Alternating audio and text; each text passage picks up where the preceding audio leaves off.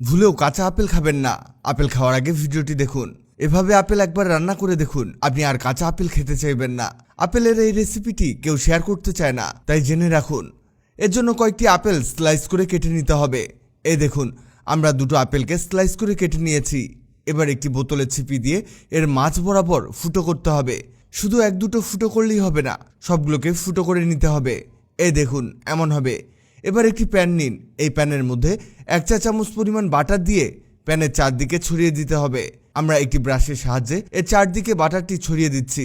এই দেখুন, হয়ে গেছে। এবার এর মধ্যে ছড়িয়ে দিতে হবে চিনি। আপনি 1 মুষ্টি পরিমাণ চিনি নিয়ে এর চারদিকে ছড়িয়ে দিবেন। আপনারা এক জায়গায় চিনি দিবেন না, অবশ্যই চারদিকে ছড়িয়ে দিতে হবে। এবার আমাদের সেই কেটে রাখা আপেলগুলোকে এর মধ্যে সাজিয়ে দিতে হবে। এদিকে একটি মিক্সিং বোলের মধ্যে একটি ডিম নিতে হবে। এর মধ্যে দিতে হবে 1 টেবিল চামচ পরিমাণ সয়াবিন তেল। ভাবছেন কি অদ্ভুত জিনিস তৈরি হচ্ছে? শেষে গিয়ে আপনারা খুশি হয়ে যাবেন। এবার এর মধ্যে ঢেলে দিতে হবে 1 মগ পরিমাণ দুধ। আপনারা এখানে পাউডার দুধ ব্যবহার করবেন না, অবশ্যই গাভীর খাঁটি দুধ ব্যবহার করার চেষ্টা করবেন। আরও দিতে হবে 1 টেবিল চামচ পরিমাণ চিনি। এবার একটি এগ মিক্সার দিয়ে সবগুলো উপাদানকে মিশিয়ে নিতে হবে ভালো করে। এটি যখন এমন গাঢ় আকার ধারণ করবে, ঠিক তখন এর মধ্যে দিতে হবে আটা অথবা ময়দা। আমরা এখানে 1 বাটি পরিমাণ ময়দা দিয়ে দিচ্ছি।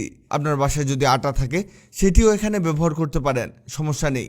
আবার ভালো করে মিশিয়ে নিতে হবে। এটাকে একেবারে গাঢ় করতে হবে। এটা যত ঘাটবেন এর টেস্ট ততই বৃদ্ধি পাবে। এই পর্যায়ে আমাদের এর মধ্যে দিতে হবে বেকিং পাউডার। 1 চামচ পরিমাণ বেকিং পাউডার এর মধ্যে আমরা দিয়ে দিব। বেকিং পাউডার মশলার দোকানে আপনি পেয়ে যাবেন। আমাদের এই মিশ্রণটি তৈরি হয়ে গেছে। এবার এটাকে আমাদের আপেলগুলোর মধ্যে ঢেলে দিতে হবে। এটাকে চারদিকে ছড়িয়ে দিবেন। প্যানের হাতল ধরে একটু ঘোরালি দেখবেন ছড়িয়ে গেছে।